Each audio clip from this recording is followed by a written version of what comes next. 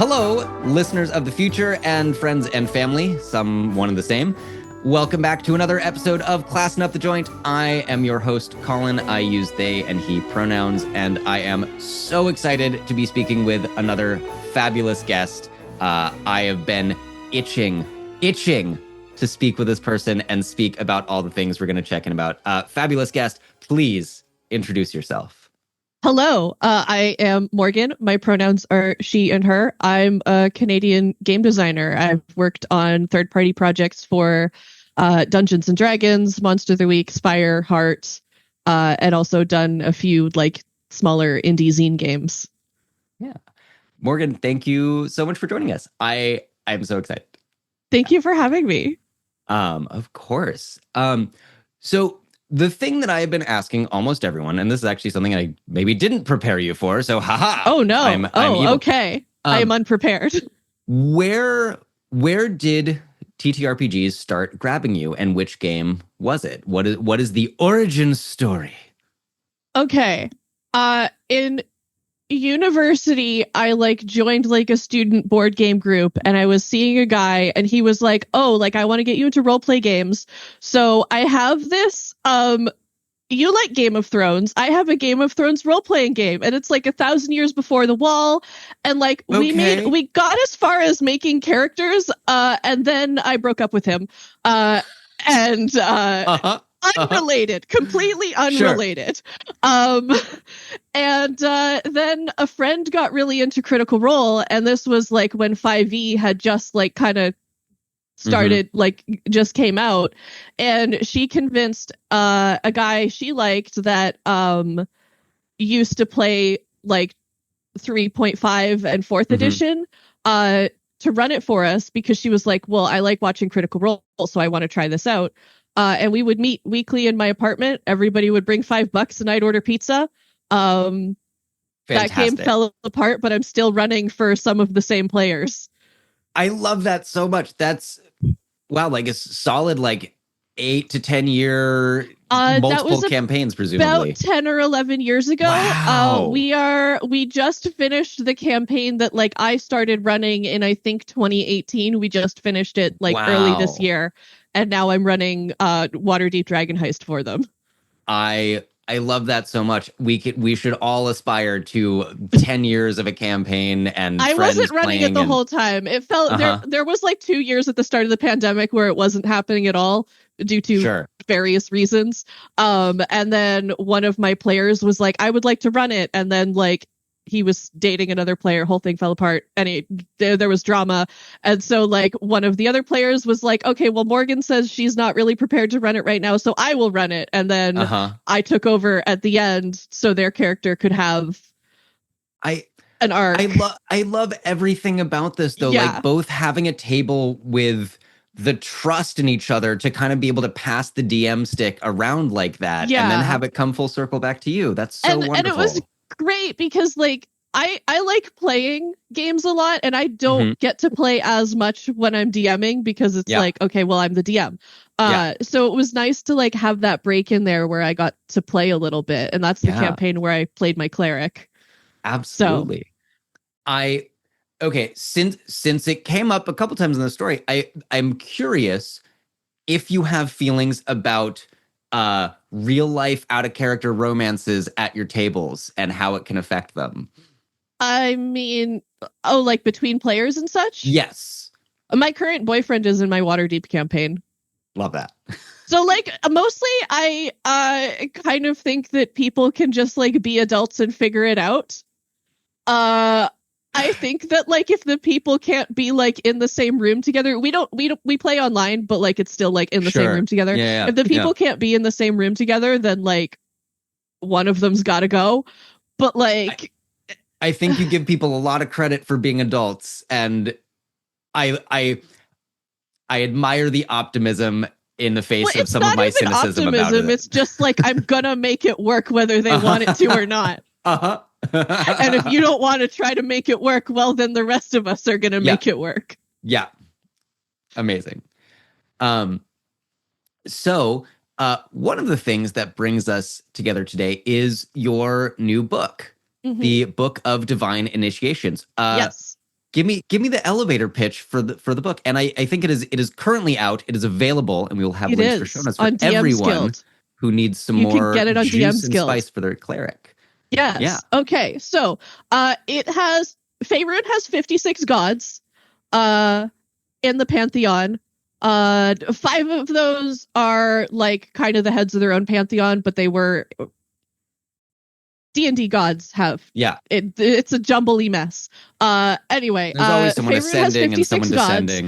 Mm-hmm. We picked 20 of them to include in this book, and it's basically kind of like if you have a character that for any reason wants to get like the attention of a god, or maybe wants to join a religious organization dedicated to a specific god, it's it's just like a series of like mini quests, initiation challenges, like prove you're worthy kind of things. So each of the gods has a temple, a religious leader. They have kind of like, you know, what the general vibe of this like gods worshippers are about. And then each of them has some plot hooks, usually to do with the temple, sometimes to do with like things the god believes in. And 5 initiation tasks. And those tasks can either be like a simple skill challenge or like a whole full-on side quest. Yeah. Where you take your whole party sacred object from the thing and stuff. Yeah. Yeah. I love that. How did you narrow it down from 56 to 20? What was on like the god selection criteria? Selected the people that I wanted to work with. And I gave them a list of the gods and said, pick your top 5 and I'll figure out what's going to be in the book based on that. And so I think everybody got their like number 1 pick. And then there were a few people where it was like my number 1 was their number 2. Or Morgan needs to balance this out so it's not oops all evil gods, so you're gonna get your 3rd pick kind of thing. They are more fun to write for a lot of the time. They are more fun to write for. Unfortunately, though, if you're like a DM and you're looking for something, the good gods tend to be what your players like navigate towards like trying to impress. Yeah. So you need more options for like the good guys than you do the bad guys. Yeah. There are still some bad guys in there. I believe we have Malar, we have Talona's in there. So, you know, you could go hunt druids for Malar. You can steal plague bodies for Talona. Sure. Yeah. Well, and I love this because like I guess there's the like we were talking about this in my home game last night, is the capital E evil of some deities' followers and what they ask of some of them. And then there's just sort of like the more banal, like bureaucratic evil of large religious organizations. Yeah. So Asmodeus is one of the gods that's in the book. Yeah. Tomas did that one and he did an amazing job. And like the interesting thing about like some of the Asmodeus tasks is like it's a lot of like hunting devils because they're scrubs. And you just gotta prove that you're like actually better than Asmodeus's devils. And then Asmodeus will pay attention to you. So like, yeah, you're joining an evil church, but like to join an evil church, you have to kill all these devils. So like, is it evil? Evil to whom? Right? Yeah. That is. I love that so much. That's and it's such a good way of letting, you know, I can imagine being a newer player reading this and I'm like, oh, okay, I want to be a cleric and I'm obviously leaning towards a good deity, I guess, because it's a party and it's a collaborative game. And then you read this, you're like, wait a minute. 1 second. I could hunt devils. I could, you know. And like Julia, who wrote for Talona, not Julia, Julie, who wrote for Talona. Talona is the goddess of like the plague. Yeah. She's all about like spreading the plague. Her temple runs a hospital. And like their whole thing is actually like trying to stop the plague. Don't ask them what they do with the bodies. That's none of your business. Yeah, no, it shouldn't be. They are taking care of like quarantined villages. Yeah. Which is like a good thing. Objectively speaking, quarantining a plague is a good thing. Yeah. The actual specific methods of that and what happens to the bodies of people that have expired from this plague. Yeah, well, they're done using them. They're dead now. Yeah, exactly. They don't need them. You're not going to revivify someone into a plague-ridden body. We hope. Right. Ideally. Yeah. So it sounds like almost each different deity had its own writer, and I'm curious how much sort of the tasks and the initiation things ended up converging towards variation on a theme, or if having that many brains involved, you really just have this whole wide spread of things to do. So each person got assigned 2 deities, and they were generally ones that the people said they were interested in working on, which like was important to me because like if I'm assigned something that I have no interest in, it's going to be really hard for me to write something fun about it. Yeah, totally. I found like even with deities that have like overlapping domains, like we have Jurgle and Kelemvor both in the book. And I think at one point, like in the lore, like Kelemvor takes over from Jurgle, or Jurgle takes over from Kelemvor. They might have gone back and forth a couple times. I don't exactly remember. But like they have the same domain. But there was enough of like a variation between like what their temples were about. Jurgle's temple is a library. They've got an archive. So they're just kind of like taking care of books and like the quests where I think there's one where you go and you like steal some records from like a defunct mausoleum. Both of them have ones where you like save a village from a zombie invasion. But like they were different enough that it wasn't like, oh, I'm concerned that there's too much overlap here and you're just doing the same thing. Yeah. Yeah. So and I feel like, and I'm just coming from this curiosity point of like, that 20 deities is a lot, and trying to make very individualized tasks for them.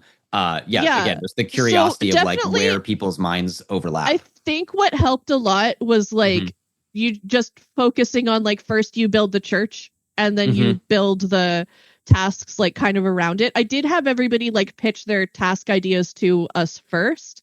But then with that, what we did was I assigned each person when we did pitching, each person was assigned to like review 2 people's pitches and like give their opinions on it. And then I kind of went in at the end and also like was like, hey, like, so everybody pitched like 7 ideas and we narrowed it down to 5.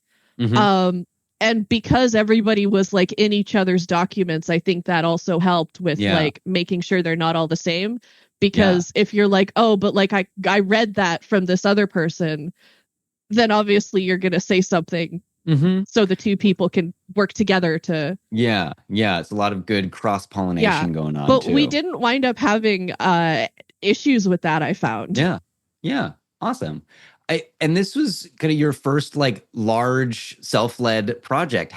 This is the first time. How was your experience? I had a great team. I really enjoyed working with my team. I picked some really good people. They had some really good ideas. I also learned a lot. I'm very good at balancing the 2014 stat blocks now. I am very good at doing that math. And by like very good at doing that math, I'm very good at plugging them into the 5e tools calculator. Hey, that's all it really needs. Yeah, no, but like navigating the tools and doing things. That's awesome. Yeah. So I learned a lot with that. And then also like because we were all in each other's drafts, like each round it was like, okay, so we did like the pitches and then we worked on our first draft for our first deity. And then you were assigned like 2 other people whose pitches you hadn't seen to review their first draft and be like, oh, like this is really strong. I think if you did this over here, that would help. And that helped a lot too, because like, again, you're getting opinions from other people. I also had some people on the team that have actually a lot more experience than I do with writing 5e stuff. So I don't have the full style guide like memorized. I did the best I can, but like it was really helpful. And it was also really helpful because the style guide has changed, but they haven't changed the style guide, right? So it was really helpful. Why would they make it easy for independent publishers? Like, so it was really helpful to have some people on the team. Matthew and Timothy specifically were really helpful with that because they were a lot more tuned in than I was to like, oh, like, hey, like they've updated this. So like this does need to be capitalized now, or this is how they word this now, or that, which was also, I learned a lot from that too. But I think like my favorite part was just kind of seeing what everybody was doing.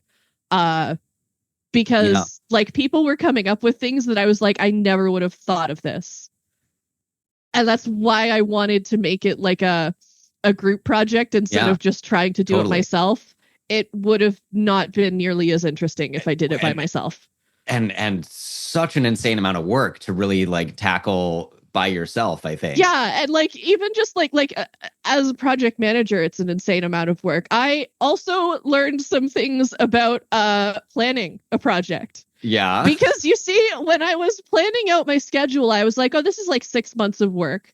But like I planned it out, and my entire time I was thinking, is this a reasonable amount of work to ask from my writers? Sure. And then after everything was written and my writers were all done anything, I only gave myself 2 weeks to do final editing and put it into layout. And I realized that was a mistake real quickly. That sounds like a very compressed timeline. Like, wow. I got it done. And I also had a proofreader helping as well, and she was amazing. Celeste did an incredible job. Sure. But yeah, that was a mistake on my part. Yeah. That was an oversight. Were you? I mean, I think the next question that begs for me is if you were working on a self-imposed or like externally imposed deadline for that. So my opinion is like it was self-imposed, but it was self-imposed in that I told the team this is what the deadlines are. No, sure. And it's like, and they're always there for accountability. If you're running a project and you can't meet your own deadlines, like how can you expect other people to meet the deadlines you set for them? So I made sure that I was able to meet those deadlines. Yeah. It did involve a lot of working from like 8 a.m. until after midnight. Oh my goodness. That sounds rough. I'm sorry. I have learned a valuable lesson, and if I do another one, I will give myself more than 2 weeks. To do that. I appreciate the holding yourself to these deadlines. I also, as we have both been involved with an ongoing limbo-ridden project that may see the light of day sometime. You know, the thing that's gotten to me most about that is more the lack of communication than blowing past every self-imposed deadline. Yeah. I don't know. Just I think just to but like that. if I'm sending out messages to my team like the day after a deadline to be like, hey, like I noticed you haven't handed your thing in yet. Like how much time do you need?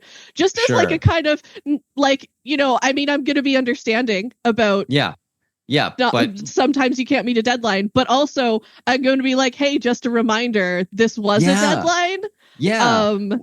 Well, and that's the job of the project manager is to keep people on task and aware of the things that are coming up. If I'm in people's DMs doing that, then I cannot be falling behind in the schedule that I wrote myself. Like I did it to myself, and I just got to commit, is my opinion. Yeah, fair enough.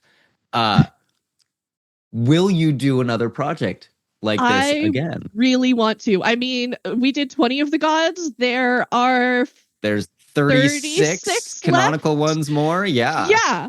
So I want to do another one. I've taken like 2 months since like it's been like a month and a half because it was released May 1st.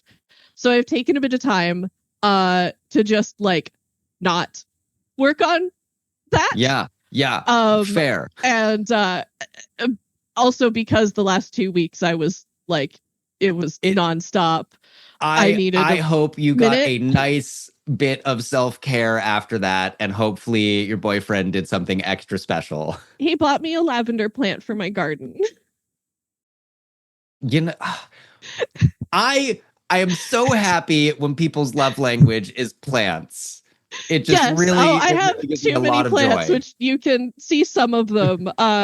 Just this whole corner of the room is all plants.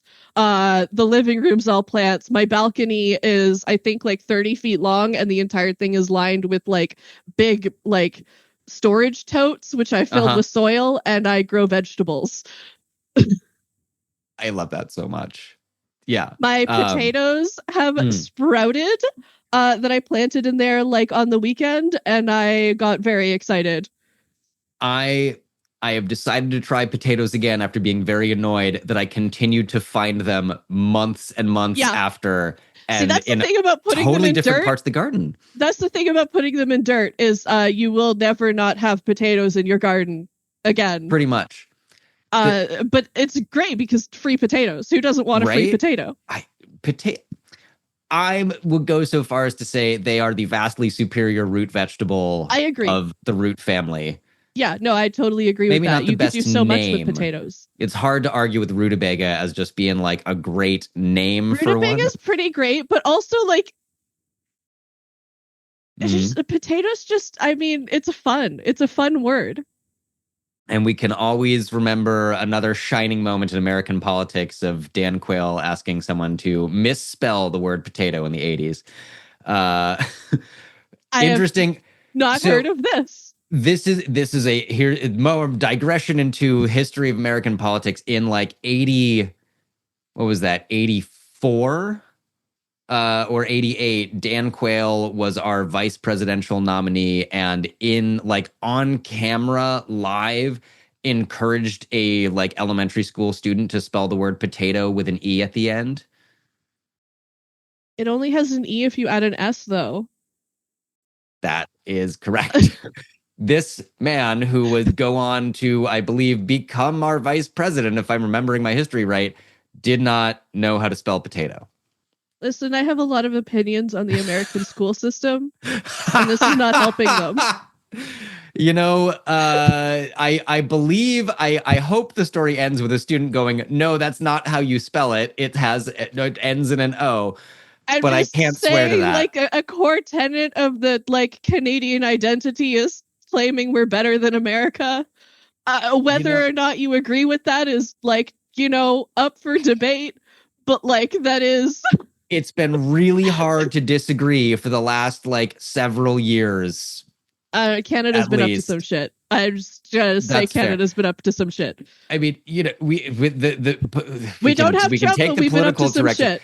Who is it? Was it who's the mayor? Am I thinking Doug Ford? Is that who I'm thinking of? Okay, that guy so made Doug some stories Ford here is the too. premier. Doug Ford's the premier. He is Rob Ford's brother. Rob Ford was the crack smoking mayor of Toronto. Yes. Okay.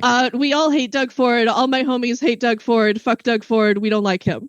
Absolutely, but it was entertaining. It was entertaining. It will, or in the same way that I'm like, I'm here at much farther than arm's distance going like, wow, I'm glad I don't live in that city. Well, see, the thing is that like Rob Ford was only able to fuck over Toronto, which is one city. And yeah, it's like the biggest city in Canada, but like it's still only one city. Doug Ford is in charge of Ontario's healthcare. He's in charge of Ontario's like transportation. He's in charge of Ontario's education. Yeah. It's a problem. Well, Canadians will get to hopefully just laugh all the way home for the next, I hope, less than 3.5 years, honestly. But yeah, the problem is we're that doing really rough Ford down reelected. here. Yeah. Anyway.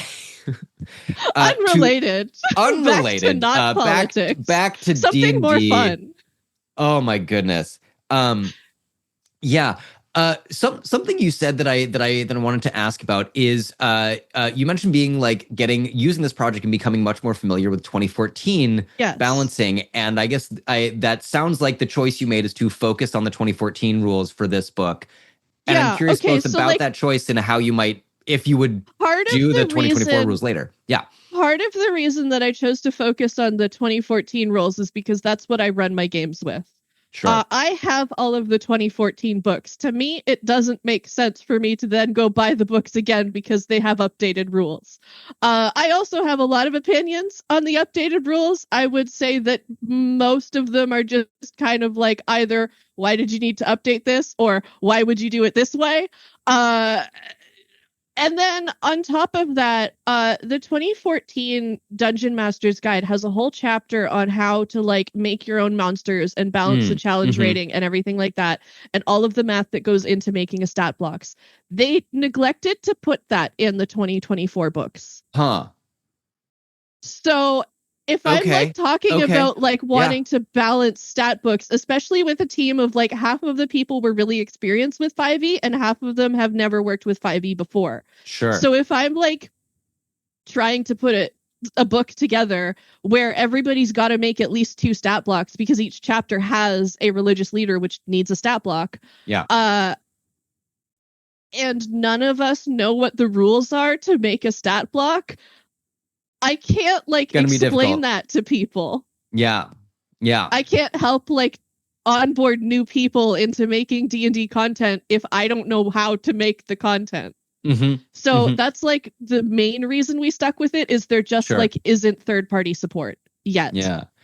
Well, there's this interesting thing that says to me. Patrick Preeny and I were talking. Patrick Preeny and I were talking about the fact that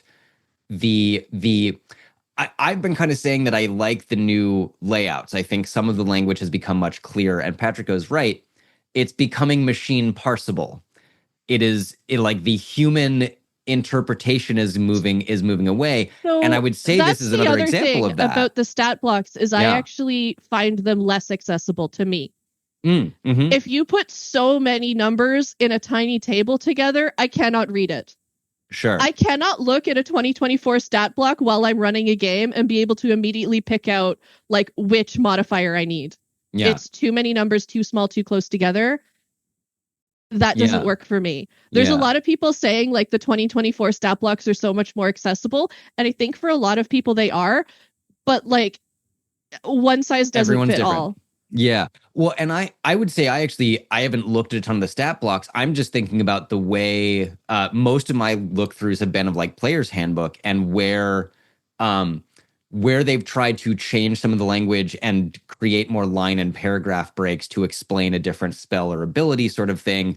I have no strong opinions about stat blocks yet, beyond that I've heard a lot of chatter and complaints about the fact that creature types have been like strongly shifted away from humanoid into giving many, many creatures their own species trait in that way.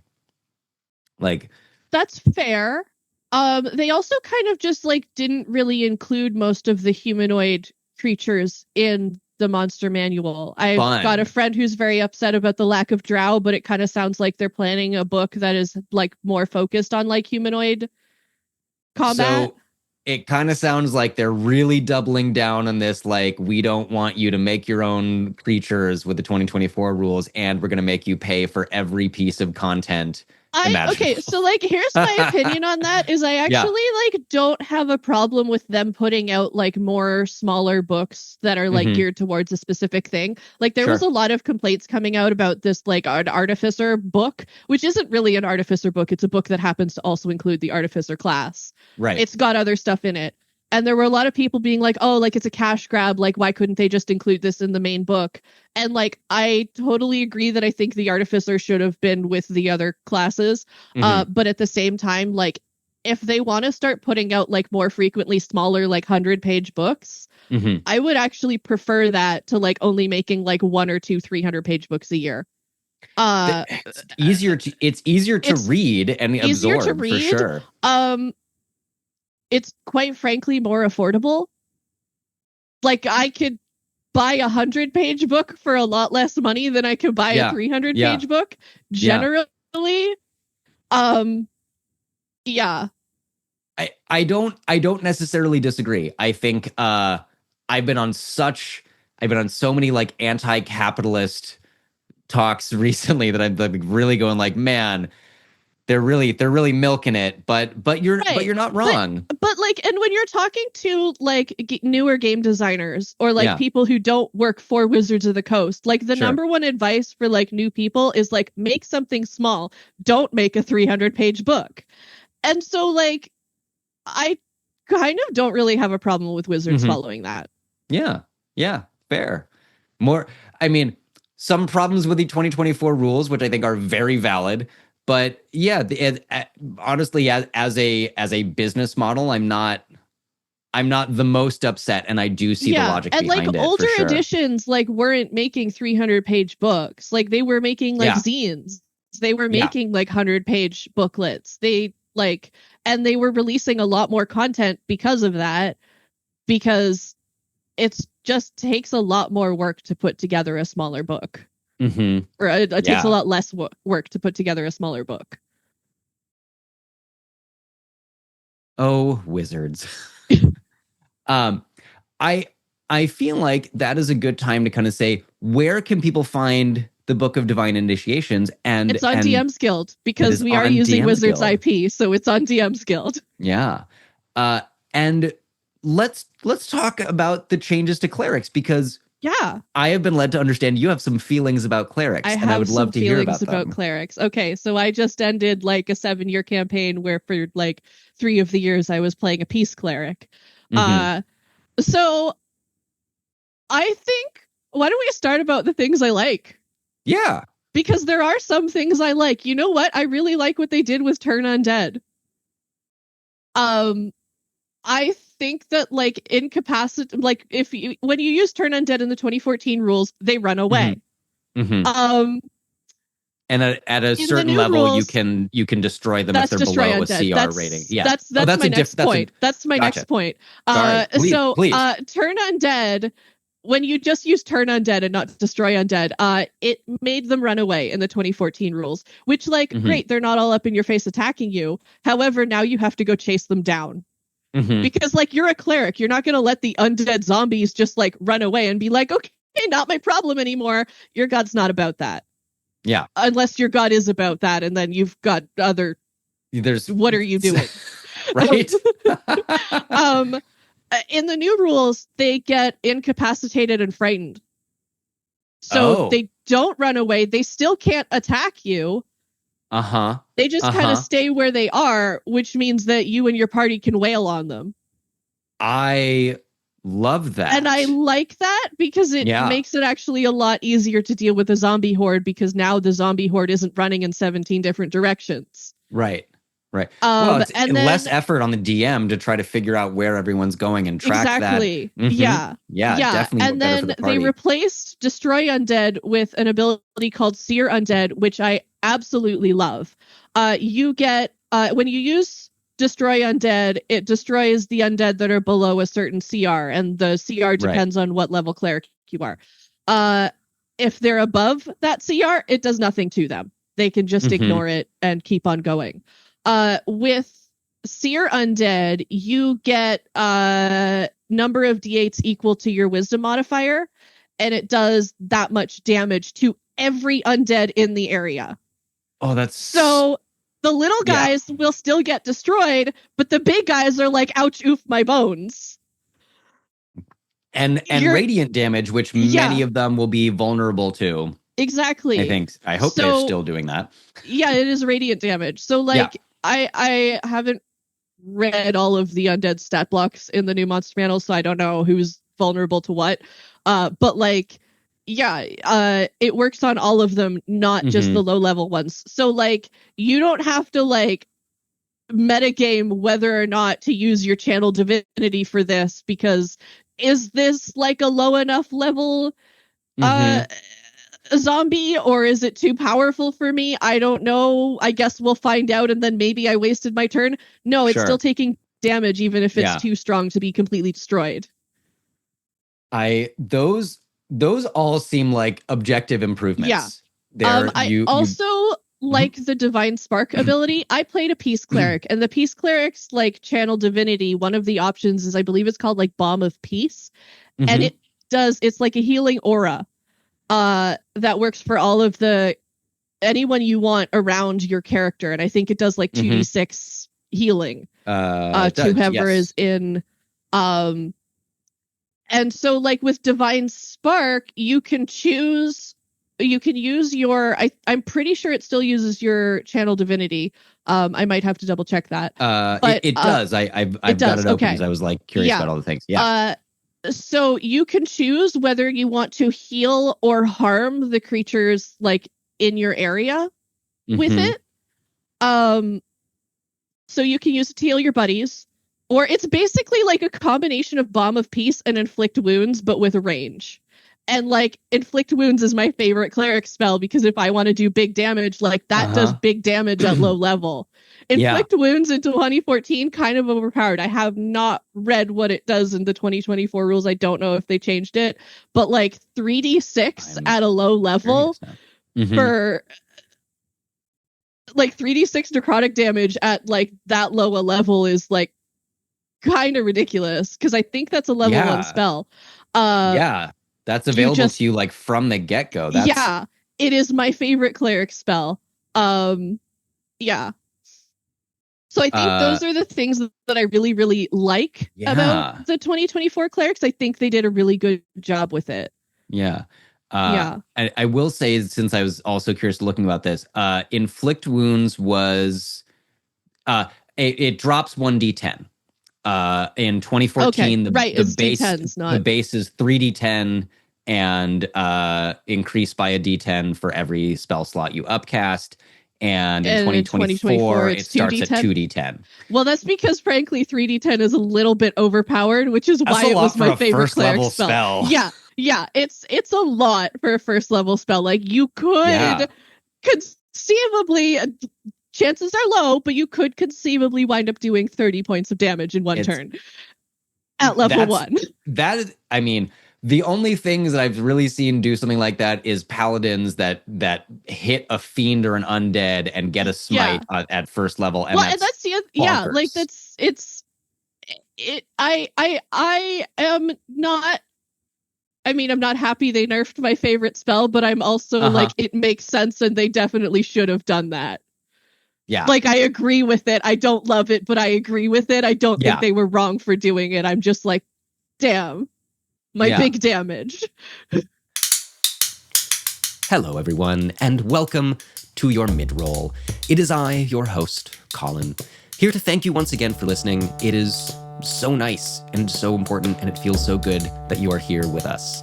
And also to remind you that if you never want to hear me say that again, if you just are excited about the show, if you love what we're doing, you can support us on Patreon at patreon.com/therollreport, where also, for as little as a single $1 a month, you can submit questions for our interview guests. Only our friends and supporters on Patreon can submit questions, and only they will get to hear the answers. We've got some really incredible guests coming up as usual, and if you want to hear their answers to your questions, head on over to Patreon. Also, you can follow us on social media. We are at The Roll Report Cast on Instagram and TikTok, and now on Blue Sky. Ooh. Follow us there for announcements about upcoming guests once they have been booked, and then you will find out if you have interesting and amazing and unusual questions for all of them. But thank you so much for listening. That's really all. We are so grateful you're here with us and hope you are enjoying this episode. Back to the show.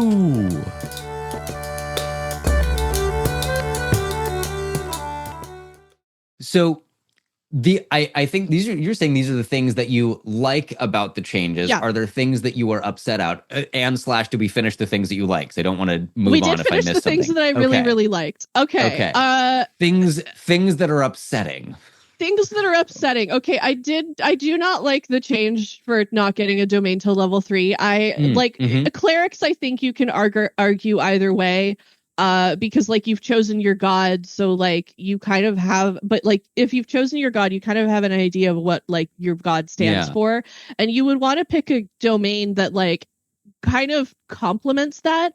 I don't subscribe to the idea where like your domain has to match your god's domain. I've had a friend invite me to a game before, and I was like, oh, like I want to go with your like fire goddess, and I want to be a forge god or a forge cleric because it's like a fire goddess, and that makes sense to me. Yeah. And my friend was like, oh no, if you use the fire goddess, you can only play a war cleric. And I was like, I am immediately disinterested in playing this game with you.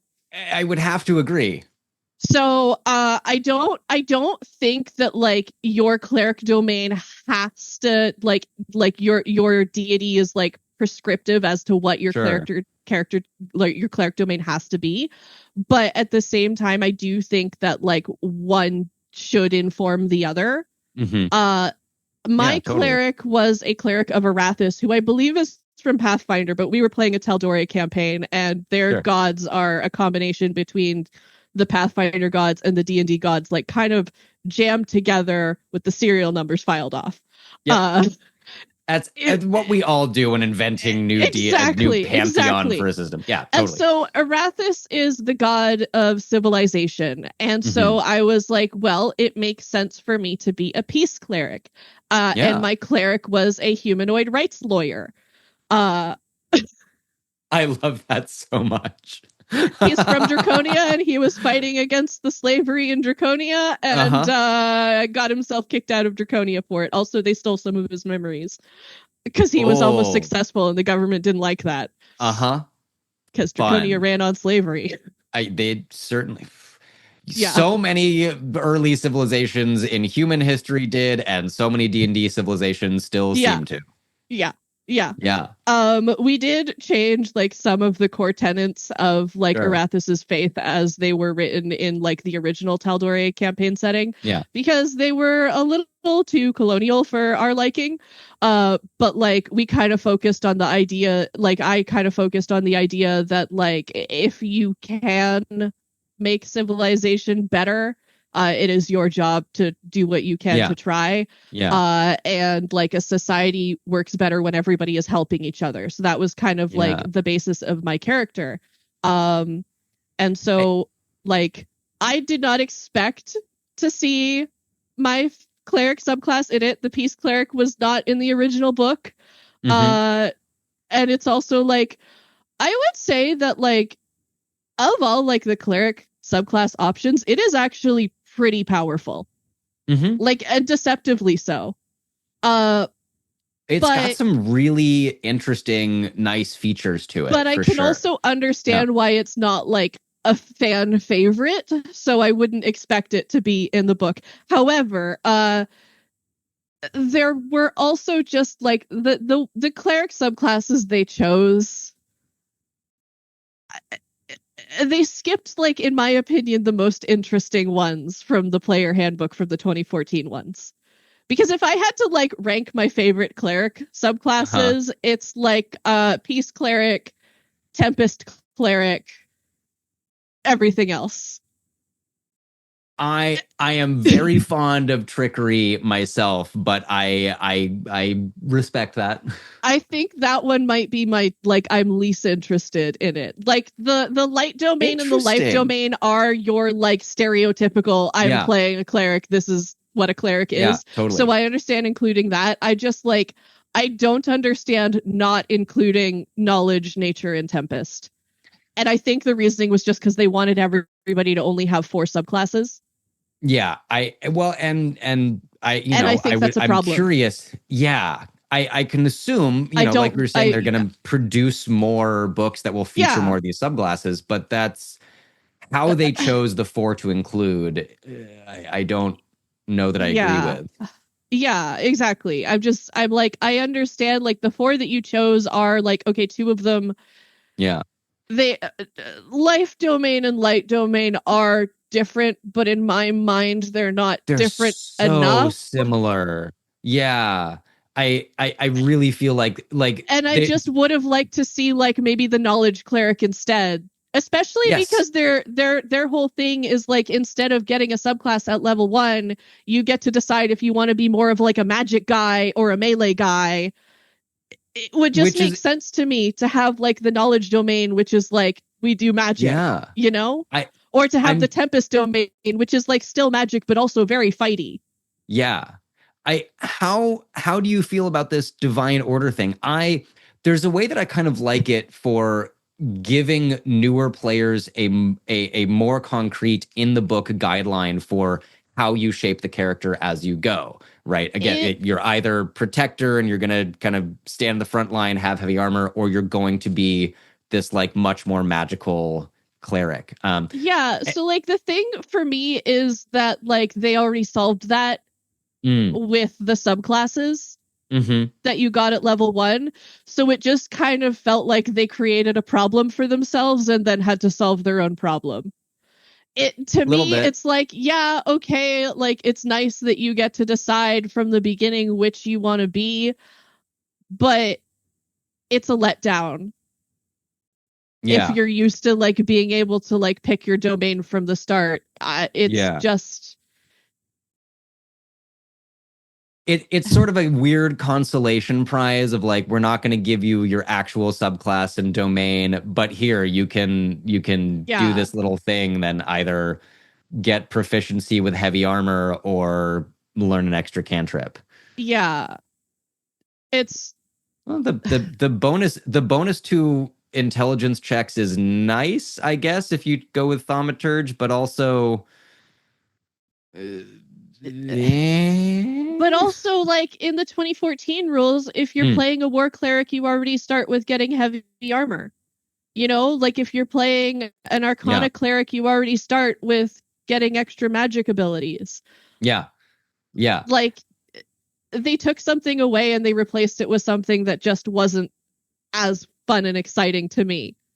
Yeah. I understand wanting to like streamline the thing, because it's like, if you're a DM, you've got one guy who's already knows what he's going to be for the rest of his life. And you've got another guy who decides at level 2 because they're a druid. And then you've got everybody else who's deciding at level 3 what they're doing. And so like, I understand that kind of like makes things difficult, but my solution to that is like, okay, we'll just give everybody level 1. Yeah. Just let everybody decide at level 1. I don't and disagree. Then like build into the rules that you can switch subclasses if you hate it. Mm-hmm. Which I think Tasha's lets you do. I think that Tasha's lets you like redo a level if you decide that actually I would like to go back and redo a level. I feel like they're kind of putting the onus on players and on DMs to decide what you want to do at your table and washing their hands of the whole thing in some ways. Well, but to me, it feels like taking away options. Like, it doesn't feel like we're letting you decide. It feels like we've taken away the decision from you. You no longer have a choice. And this is where I think like they're forcing the DM to then explain how options used to be and like do much more the effort of communicating to your players how that goes. I think for like a cleric, it's like less of an issue that you can't like decide at level 1. I think it is just for sorcerers and paladins. It is particularly egregious because I'm sorry, your paladin abilities come from your oath. You're telling me you don't know what oath you swore? Yeah. Your sorcerer ability is from your bloodline. You don't know which ancestor you were born did with the thing. it. Like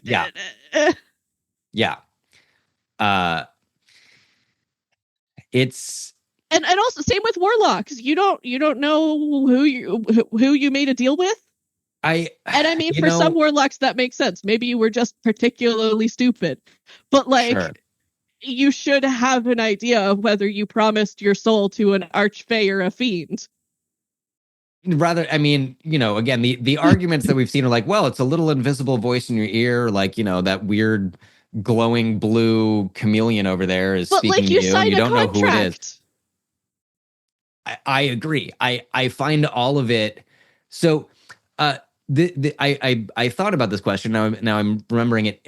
The argument, one of the arguments has been, well, now it explicitly says level 1 and 2 are like newbie players who haven't played before, and we kind of expect everyone to just start their campaigns at level 3, even though we have things like Waterdeep Dragon Heist that very explicitly starts at level 1. Yeah, which is what I'm currently running, and it is a lot of fun. I forgot how much fun it is to run a low-level campaign, actually. I love kobolds and gelatinous cubes, and you just at level 15, a kobold and a gelatinous cube is not going to do anything. Yeah. I can't trick my level 15 party with mimics, but you know what I can do? I can eat the level 1 barbarian. Very happily, very easily. But I think where I'm going is do you agree that like those early levels are for newer players? And if you were starting your own game that is not necessarily tied to a book, that doesn't explicitly say you must start at level 1, would you just kind of go ahead and start at level 3 and reduce some of these issues that we've been talking about? So I have like one of my players in my campaign begged me not to do a campaign that starts at level 1 because they want big magic and they want it now. Sure. And I'm like, I understand you're valid for that, but have you considered how much I love a gelatinous cube? I'm sorry. We're starting at level 1. You're just going to have to deal with 1 or 2 sessions where you're level 1. You're going to have to deal with some level 2 sessions. But that's when you get to be the most chaotic. Yeah. It's like throw when shit you've at the got wall, god see what powers, sticks. you cannot be running around nuking the center of town. Yeah. You have you responsibilities. There's just consequences. Yeah. But like when you're a little guy, you could be a little gremlin. Mm-hmm. You cannot be a level 15 gremlin. I mean, at level 15, it becomes a problem. You're a big gremlin that's been fed after midnight and unfortunately has access to large scale weapons. Yeah. And then, okay, so there's like one more cleric ability that I have opinions on. And I'm like, I've put it under like undecided because I'm like, I understand why they did this. It takes all the whimsy away. Okay. Divine intervention. Mm-hmm. So how it works in 2014. Yeah, I see your face. You're reading it. I'm reading it. Yes. You understand where I'm coming from. They took away my D100 and I want it back. So, I understand where they're coming from because, like, if you're a cleric, I can understand being frustrated that you have an ability that basically never works.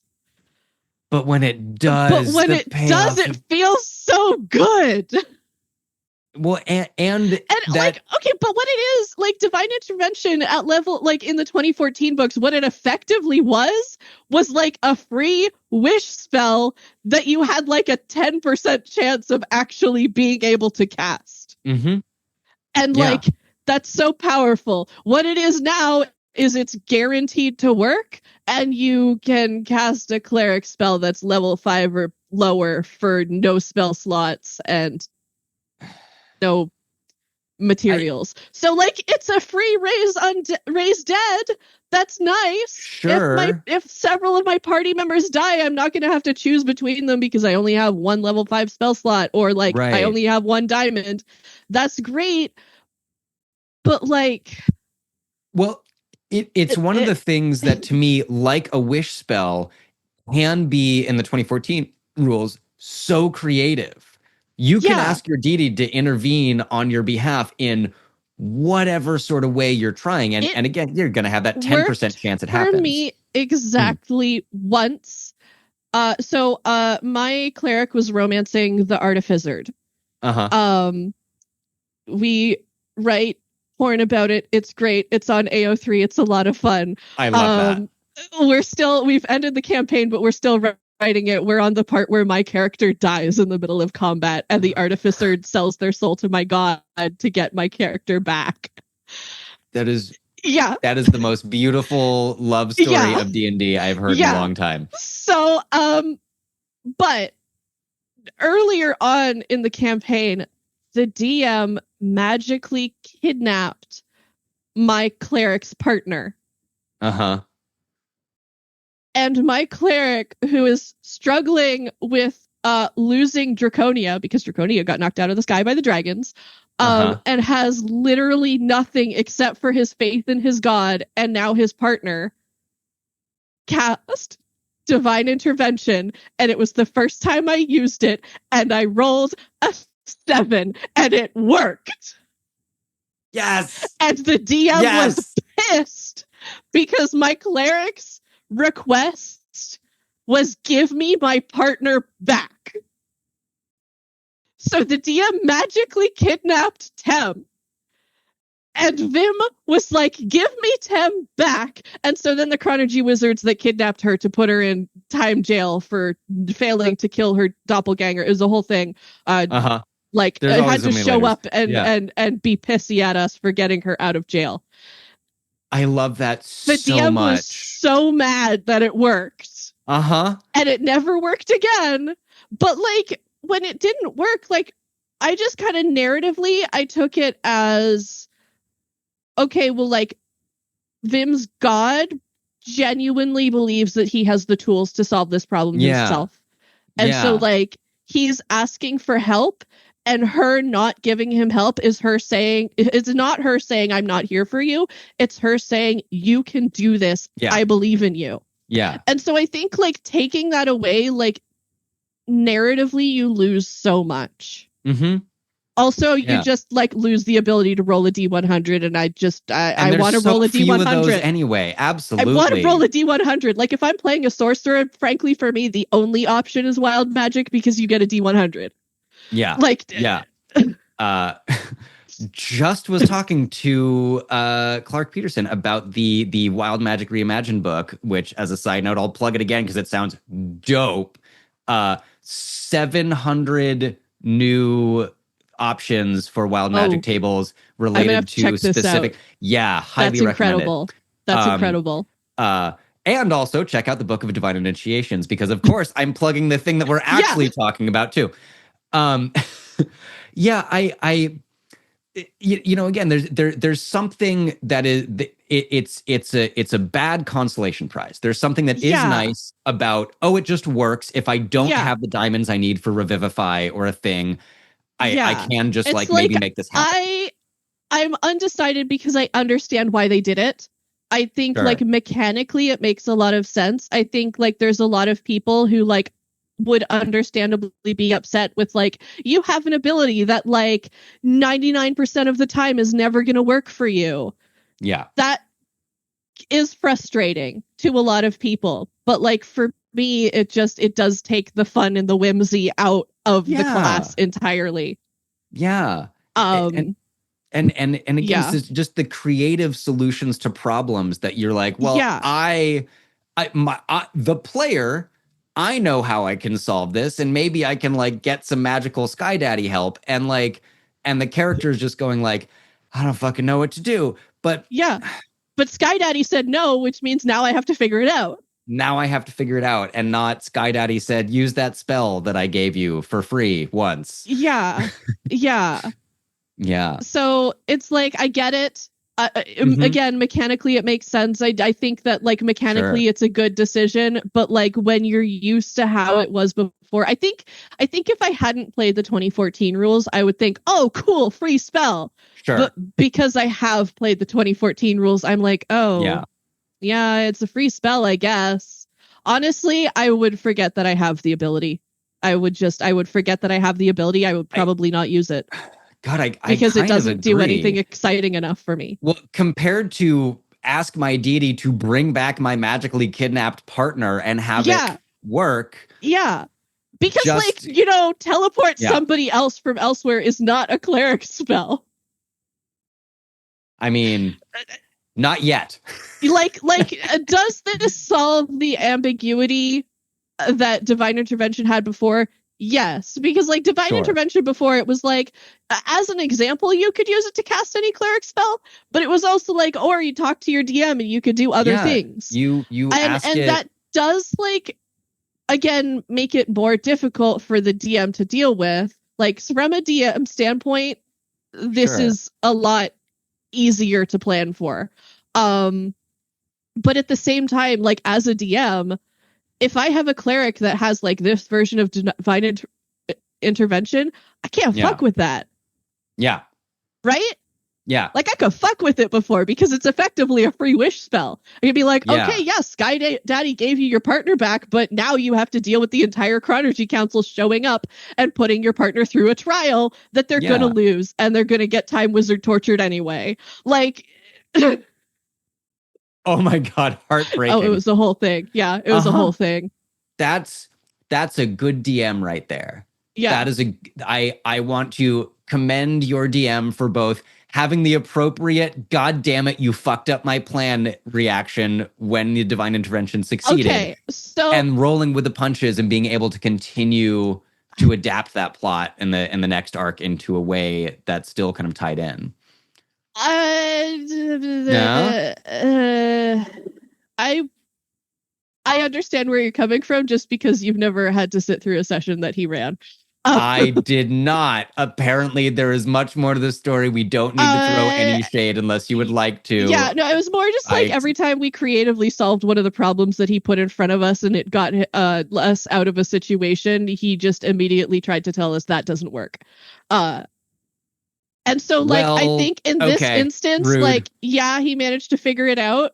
And he did like a pretty good job with it. And also, like, I mean, what my character was asking was just unkidnap my partner. Mm-hmm. That doesn't stop the people from wanting him, though. So you know they're gonna it doesn't show change up again, the situation right? and the context. It just kind of means that like Vim now has like 2 minutes to figure out what's going on before it happens again. Yeah. Yeah. Okay. There were a lot of, we had to have a whole meeting where we were like, no, Ryan, we are not okay with like predetermined outcomes. Yeah. I am curious about that statement and thinking of my own DMing. And there are times when, well, so my approach to the same situation is like, hey, players, there's a narrative reason why I want this thing to happen. Right. And so I'm going to tell you that this thing is happening, and you will, unless you are either insanely creative or something else, like you're not going to be able to affect this particular thing. But then then your agency will be returned to you. How you deal with the thing and what you want to do next is there. But like, I need this thing to happen. Right. And like, I think there are times where that is like appropriate. And I think like when I was setting up Dragon Heist, because most of my players had only played like homebrew games with me. We were making up the Tal'Dorei campaign as we went. Honestly, most of my DM planning was open the boyfriend brochure, pick out a boyfriend, and that's who they were fighting. But like, and then I was also able to like, they had full on character arcs that like I planned out based on the backstory that they gave me. And if you're running a module that's pre-written, you don't have that. So I was kind of like, hey, like, you can give me a really involved backstory if you want. I will read your elf with a 10-page backstory. But I cannot promise that any of it will be included. I started running several games of Dragon Heist in 2020, as many of us did in the absence of anything else to do at that moment. Yeah. And I think you're right. And I think, where am I going? I guess what I want to, the offer or like the thing that I did, it stayed very sandbox-like for that module. And then, you know, of course, there's some room to explore, like based on the factions they might join. And if a character's that's backstory is tied there. Like, look, like there's factions that we can play around with, and that will like, you will get like a story based on your faction. But like, if you come in with like, I've got a long lost sibling who's dying of the plague in another country, and I'm on a mission to like cure the plague of the other country. We're stealing gold. We don't got time for curing the plague. You're gonna not get to that. Well, and then there's, you know, if the campaign continues after level 5 and after they've done whatever, we're doing with the Dungeon gold, of the Mad Mage. Cool. Yeah. I was gonna say, like, I threw backstory centered stuff in after that. We spent level 5 to 10 kind of like wandering around Faerun and figuring out some stuff, and then that campaign actually wrapped. We got to level 10. We were like, this feels like everyone's done. And then we did a level 20 flash forward, and many of the same players are now in my insane homebrew game where we did most recently hunt a giant lizard to capture it for someone else to ride. And the druid had to wild shape into a giant lizard and seduce it in order to make this happen. I love this problem solving. But this is like when I'm saying that like we had an issue with this DM and railroading, it was like, he decided what he wanted the outcome to be, and like invariably the outcome he wanted put his DM PC as like the hero saving everybody. Oh, that's rude. And if we came up with like any creative reason to like get out of a situation, including like, well, I have this spell, and when I cast this spell it does this, the response was just, that doesn't work. Not like a reason why that doesn't work. No, it was just that doesn't work. That's rude. We got like, we had to do a trial one time, and this was specifically because I made a character who's a lawyer, and so we got tried for murder, and I was like, okay, well, like I'm a humanoid rights lawyer. That's different from like a defense attorney.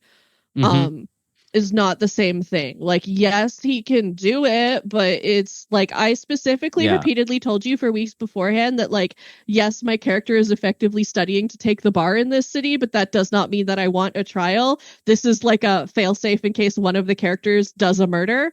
We did everything we could to not do a murder, and these guys just like poisoned themselves in front of us and then blamed us for it so that we could get tried for murder.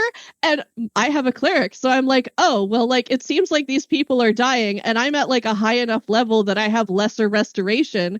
Sure. So like, if they're dying seems of like poison, I could do something about this. Then I can do something about it. We didn't know what they were dying of. We just assumed poison because they just suddenly started like dropping dead. We did literally everything to avoid a fight with these guys, and then they just like pulled this.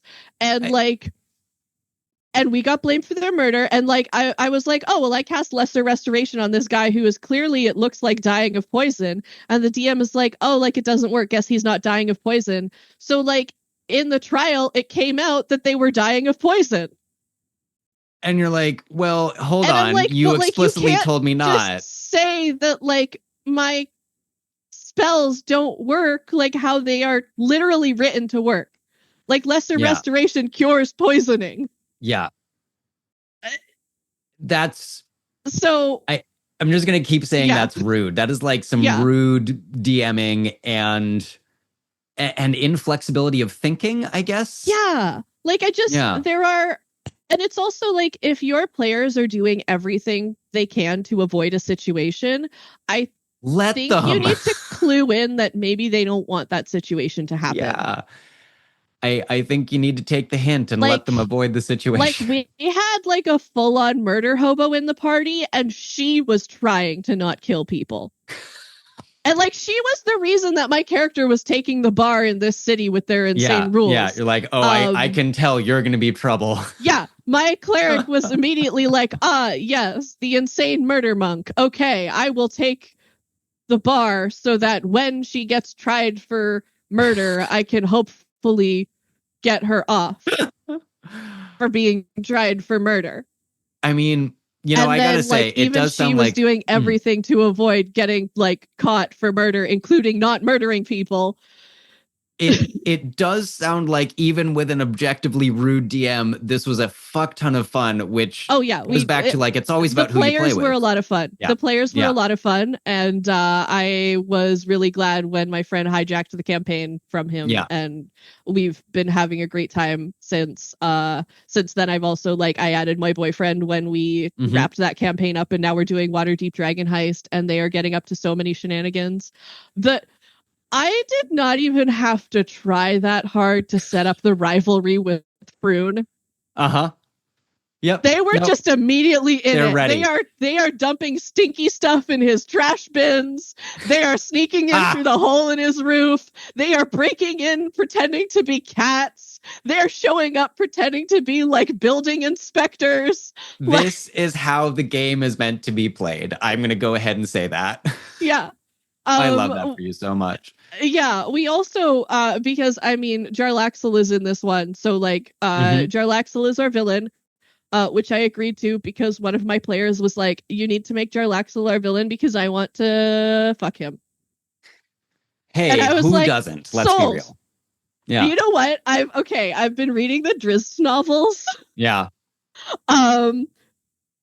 My opinions is these books would be 1,000 times better if Jarlaxle was the main character. No, I'm sorry. Everybody's a scrub, and then he shows up, and he is such a cunty bitch. Yes. I love him so much. To everyone all the time. He is an icon. I am obsessed. I think that is the correct level of appreciation for this character. Who? Nobody cares about him. What a scrub. Man, I want to hear what Jarlaxle's up to. I read one of them a long time ago, and I remember in this moment, I'm gonna be like, I feel like Drizzt was just such a weird goody two shoes with Mary Sue. Strange, repressed, strange repressed drow bullshit, I think is how I remember it. And it's just I think that you can have like a male drow come out of Menzoberranzan and be like so interesting and like affected by it in so many interesting ways. And I feel like they've like Salvatore really got there with Jarlaxle. Mm-hmm. And then there's like Drizzt, who's just like, oh, like, woe is me. I have the worst life ever, but also I'm amazing at everything I try to do. Yeah. Yeah. You're like, that's not a bad life, bro. Right? Check your privilege. Yeah, and it's like, well, I mean, he did have a pretty rough life. I mean, men in Menzoberranzan are not treated well, but I also kind of think that yeah, I have opinions on drow evilness, and it's just kind of like it feels lazy to me. As a woman, it feels very lazy because it's very much like, oh, like the society is evil because the women are treating men like how men used to treat women. Yeah. Well, you know, I will refer back to a delightful conversation I had with Slovenly Trolls and their brilliant and well-researched episodes on it. Like, it is, we had a long conversation and then people chimed in very ignorantly in some social media comments about how it's not a matriarchy. It's just a weird, repressive, reverse patriarchy. Which it is. Yeah. No, they're correct about that.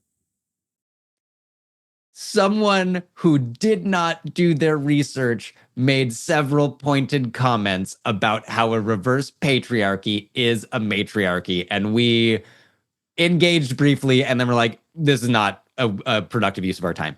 But yeah, all that to say, you are right. Like it makes me wonder how much different some of those books would be if they were written now instead of 20, 30 years ago. Reading like I read the first two, or well, I listened to them as audiobooks while I was like, you know, cleaning the apartment or whatever. I read the first two in like of the original like trilogy. And like my takeaway was like, thing number one, this man has never met an editor before in his life. Sounds about right. Thing number two, I really understand why there are certain like drow books for older editions that DM's Guild just will not allow you to reproduce on their website. I understand. Yeah. I get it. Oh my God. Amazing. On a radically different note, I want to wrench us back to our extremely important questions that I haven't asked you yet. Morgan. Oh, okay. What is your favorite class in D&D, or have we been talking about it this whole time? Okay, like I do really love, I think it has to be Clerics. I will say it depends. It's either Cleric or Barbarian. I love the simplicity of a barbarian. Styles. No, because I love the simplicity of a barbarian. Sure. You just hit things. But I also, the thing with barbarian is I do have a problem with like the rage narratively. In that your character is built with anger issues. Like they come with anger issues. Sure. And the way that the class is set up, it's like designed to discourage you from ever like fixing your anger issues. It is, your character is supposed to just like get so angry they start beating the shit out of people forever. And that like is not at any point treated as like, hey, like that's fucked up. It's not a bug, it's a feature. Yeah. The last barbarian I played, her rage was a PTSD response. She was the town's librarian, and somebody burnt down her library with her inside it. So she only went into a rage when she was attacked by any kind of like fire effect. Or when she was dealing with like bureaucratic nobles who were like talking down to her. Or like denying her rights or that. Because those were her two triggers, and like her whole journey was that she was like trying to move. Yeah, trying to heal that. and she process. was trying to like heal and recover and also rebuild her library. She had a girlfriend. Her girlfriend was a fire genasi from like a traveling nomadic tribe of fire and water genasi wildland firefighters. Cool. Her girlfriend is the one that dragged her out of the burning building.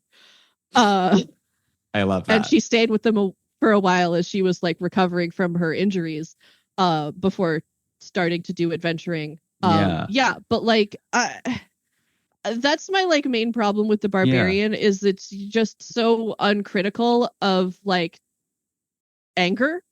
Well, as a destructive I think force. This is really interesting and something that no one, to my knowledge, has pointed out, at least to me before, brought up, that as it is written, if you play it strictly as the rules, you are this machine of anger, and there's nothing within your actual class features to address that. It's just that's how it is, and that's a good thing. Right. You know, you could narratively address it by multi-classing a rage. Like the word rage is like that's what they chose. Yeah. And I find it interesting that like it is so uncritical of that, because like anger can be used productivly. We're seeing it right now with the protests in America. Sure. That's very productive anger. But how it's written in D&D is it's just like you go into a blind frenzy and then you just can murder everything in sight, and that's cool and fun because you can do a big damage. And like again, you can do that productively, but like what happens when you come out of that and you realize that you harmed somebody? Yeah, it's as like, the rule as it is written, you really don't have tools to address both the role play of it and really to address character growth in this way. Do you read a lot? I do. Okay, have you read the T. Kingfisher's Paladin books? No, but I have heard of them. Okay, first off, I highly recommend them because they are amazing. Probably like the best like fantasy romance I have ever read. She is funny. They are paladins, but they're like berserker paladins. I love that. And their god would fill them with like a holy rage where like their god would prevent them from harming innocents and would direct their swords to the bad guys. And then their god dies. And there is nothing controlling this holy rage anymore. I love that. It is so good. Morgan, I'm so sorry. I have to pause and like run for just a moment. I got a weird notification about my cat. I will be pause. Highly recommend these books. I highly recommend these books. It's such a good and to tie it back into these clerics that we're talking about, like that is what a great hook for them. Yeah, because they have like your stereotypical paladin guilt, and for good reason. Sure. They also have like it is a criticism on like the barbarian rage. It's also just like it's funny. It's beautifully done. They're a great like exploration of like romance while dealing with mental illness. And then like there's a lot of focus on like consent as well, which I do love in a romance novel. I highly recommend. Like I tell like even people who like romance novels is not typically their thing. I read widely and voraciously, and I am very excited. And honestly, and T. we'll throw these in the show notes as well. Absolutely, amazing stuff. Highly recommend it. I am impatiently waiting for like the 5th book. There's this thing where like I get frustrated following ongoing series sometimes because of the many times that I've had to just wait. Yeah.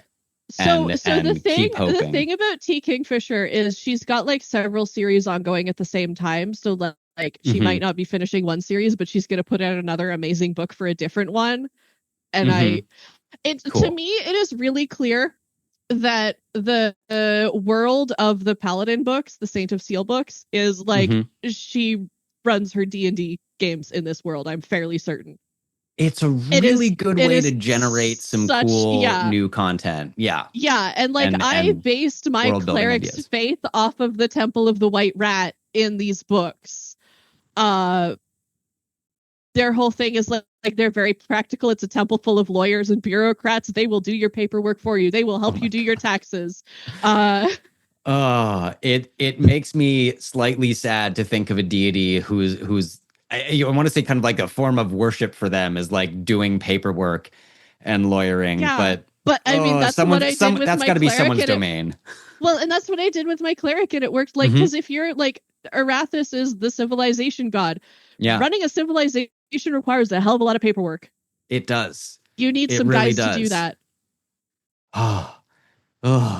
Yeah. I get shivers thinking about both the paperwork and the deity in charge of it. I love that. Yeah. But like, my two favorite classes I think are barbarian and cleric, but I think currently leaning more towards cleric just because of that like lack of criticism towards the barbarian rage as like like you're not supposed to get rid of it. And it's like, no, you got a guy running around with an axe and some anger management issues. Like you don't never want to address that. I mean, you don't want like ever. What I was going to say, I think it is again one of these things that's left in the hands of DM and player to be like the way that I can see to do that is you have to multi-class at a certain point and stop using rage and barbarian mechanics. But then you're like, well, but then I'm no longer the barbarian that I what wanted to play. Like, yeah. So I agree. Favorite subclass? See, that's a harder question to answer because I am not as familiar with most of them. Okay, so we've discussed my love of a D100 and the wild magic. Absolutely. When I played a wild magic sorcerer, I found that I wasn't like triggering a wild magic surge nearly often enough. So what we did was like every time I like didn't trigger it, it went up by 1%. Until it eventually got too high and you couldn't avoid it. Yeah. That's how we solved that problem. I think it's interesting that is something I feel like that's been a commonality to the wild magic sorcerer for a while, and they didn't really address it in 2024 with like, one of the simplest homebrews that I've heard is basically you I think as it's written, it's specific circumstances that trigger it, and you have to roll a 1 on a d20 in order to trigger it. And then most of the time ones that I've heard are like, well, if you succeed, your trigger goes up by 1. So you're trying to hit a higher and higher number. Doing. Sure. Until and you can it's impossible just make it happen to not more. do it. Yeah. Yeah. So that's what we wound up doing. That's not a solution that's in the books, which feels like a wasted, easy opportunity. Yeah, exactly. So like I love the wild magic sorcerer, but like because of that, I think it can't be like, okay, so what have I played the most? Lore bards are great. If I'm going to play a bard, it's going to be a lore bard because quite frankly, that subclass is overpowered, at least in the 2014 rules. You are useful in every single situation. It's amazing. And I do not understand why you would play any bard except for a lore bard. My friend who only ever plays bards would disagree with me on that. They really like the glamour bard, and I understand them for that. But I also am a little bit of the opinion that enchantment magic is the true evil in the world and necromancy ain't shit. Not wrong. Everybody's all like, oh, the necromancer's the greatest evil, the big bad's a necromancer, and I'm like, okay, but like they're done with those bodies. Like that's recycling. Isn't it better to send a bunch of undead into war than to kill your actual living citizens? Arguably, yes, although the bodies did not necessarily opt into that experience. And I think, I don't disagree, but I think that my counter question is I understand the arguments against it, but I'm also just kind of like, like if I lived in a civilization and I had to choose between like myself or my family and friends being drafted or like our corpses, corpses really seems fine. Yeah. That's an easy choice. Whereas like enchantment magic, like you are forced to do something against your will and then you have to live with that. Mm-hmm. It's an interesting thing where it's fucking evil. And what your agency's been taken away from you. What does it do to the legal systems of D&D worlds when you're like, magical compulsion is an extremely real thing? I do have an answer to that, actually. Oh, yes. I do have an answer please, to that. Lay it on me. Well, you've been playing, you've run a lot of Waterdeep. I have. Right? Waterdeep has the code legal. Let me see if I can pull it up. Okay.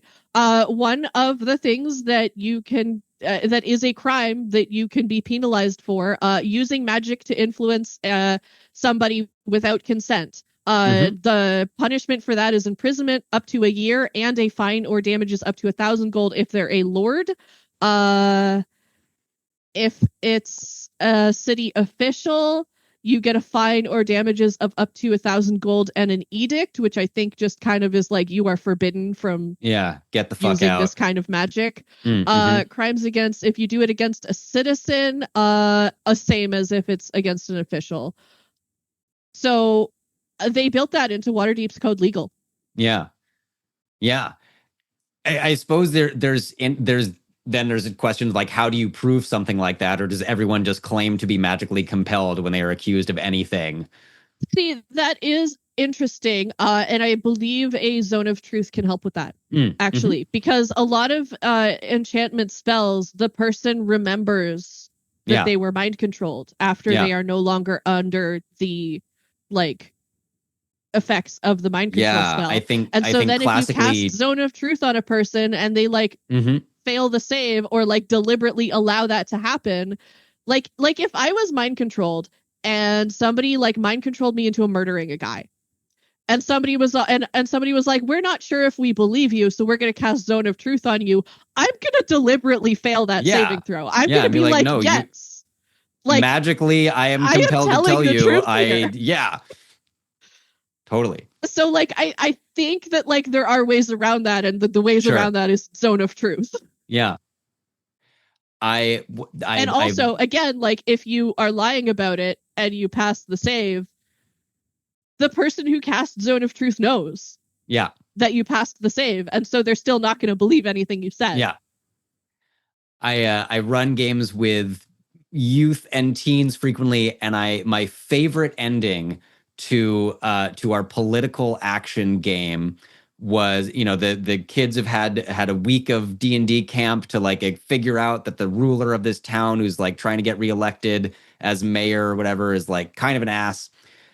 And this one kid spends every single one of his spell slots hiding under the podium and spam casting Zone of Truth until the politician finally fails and is forced to admit that he's been busting the unions and beating up the protesters and whatever else was going wrong in the city. But just the kid's commitment to, I'm going to make this work. Now, 4 rounds of combat, and I'm just we've got politicians where I would love if somebody could cast Zone of Truth on them. Or if hypocrisy was a wasting disease. Yeah, I would really love if somebody could make it so Polyev couldn't say anything that was false. Oh, that would be amazing. Yeah. Well, on our real world politics ending again. Morgan, thank you so much for joining me. Where can people find you if they want to know more about the things you're doing and making or other things? Where can people find you? I am at Morgan Eilish on currently just Blue Sky. I have other ones, but Blue Sky's the only one. It's a good choice. It's where everybody is. So, and then I'm also at Morgan Eilish on Itch. The stuff that I put on DM's Guild, also under Morgan Eilish. I use the same name for everything. Makes it very easy. It does. And we'll put links to all these things in the show notes. Go run, don't walk, except you're presumably at a computer. Type faster, go to DM's Guild and pick up the Book of Divine Initiations for all your clerical needs. So many fun things, to mess around on a boat for Valkyr, to kidnap some druids for Malar, stop a ballast for a tier. There's a ball spawn running loose in the city. Fantastic. Figure that out. I love it. I love it so much. Grab this, make your cleric's life in your game happier, and we'll look for the other 36 gods coming out soon. Who knows? Hopefully, I would love to do that. Yeah. You can follow The Roll Report on social medias. We are also pretty much on Blue Sky and a little bit on TikTok these days at The Roll Report Cast. And if you like what you hear and you want to keep it going, you can support us on Patreon at patreon.com/The Roll Report for as little as $1 a month. And that dollar goes a long way. Give Colin money. I would like it. I mean, because then, ultimately I would like to give you money, and the people that come on this show should get the money. That is the reason for this whole thing. So give us money. Let's make that happen. Morgan, thank you so much for joining me. What a delight and a pleasure to get to talk to you more about this book and all things clerical and political. Yes. It's all related. It's all related. Until next time, listeners and friends, I don't know, keep rolling those dice, and we'll see you next time.